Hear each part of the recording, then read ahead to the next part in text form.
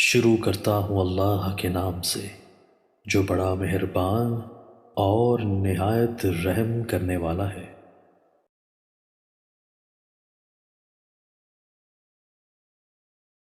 حضرت انس رضی اللہ تعالیٰ عنہ بیان کرتے ہیں، ایک آدمی آیا، اس نے عرض کیا، اللہ کے رسول، میں موجب حد والا عمل کر بیٹھا ہوں، لہٰذا آپ مجھ پر حد قائم فرمائیں۔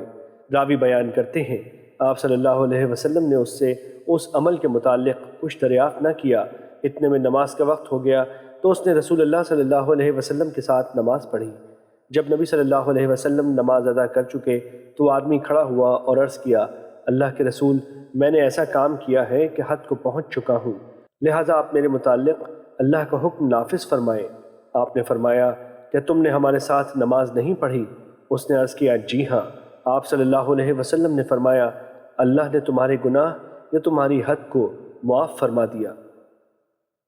مشکوٰۃ المصابیح حدیث نمبر 567۔ حضرت ابن مسعود رضی اللہ تعالیٰ عنہ بیان کرتے ہیں، میں نے نبی صلی اللہ علیہ وسلم سے دریافت کیا کہ اللہ کو کون سا عمل سب سے زیادہ محبوب ہے؟ آپ نے فرمایا، وقت پر نماز ادا کرنا۔ میں نے عرض کیا، پھر کون سا؟ آپ نے فرمایا، والدین سے اچھا سلوک کرنا۔ میں نے عرض کیا، پھر کون سا؟ آپ نے فرمایا، اللہ کی راہ میں جہاد کرنا۔ ابن مسعود رضی اللہ تعالیٰ عنہ بیان کرتے ہیں، آپ نے مجھے یہ باتیں بتائیں، اگر میں مزید دریافت کرتا تو آپ مجھے اور زیادہ بتاتے۔ مشکوٰۃ المصابیح حدیث نمبر 568۔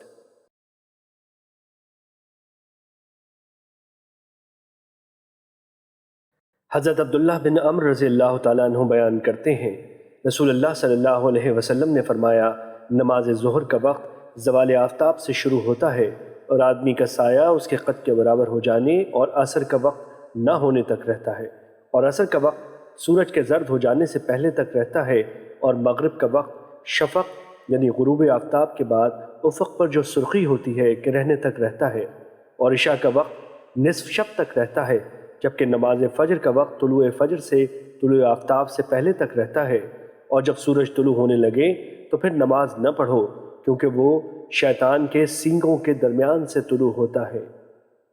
مشکوٰۃ المصابیح حدیث نمبر 581۔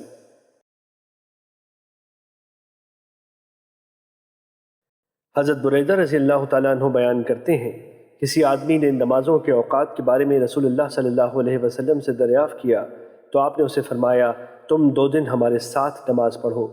جب سورج ڈھل گیا تو آپ نے بلال رضی اللہ تعالیٰ عنہ کو حکم فرمایا تو انہوں نے اذان دی، پھر آپ نے حکم دیا تو انہوں نے اقامت کہی، پھر آپ نے انہیں حکم دیا تو انہوں نے عصر کے لیے اقامت کہی جبکہ سورج بلند صاف چمکدار تھا، پھر آپ نے انہیں حکم دیا تو انہوں نے سورج غروب ہو جانے پر مغرب کے لیے اقامت کہی، اور پھر جب شفق غائب ہو گئی تو آپ نے انہیں نماز عشاء کے لیے اقامت کہنے کا حکم فرمایا، پھر جب فجر طلوع ہو گئی تو آپ نے انہیں نماز فجر کے لیے اقامت کہنے کا حکم فرمایا۔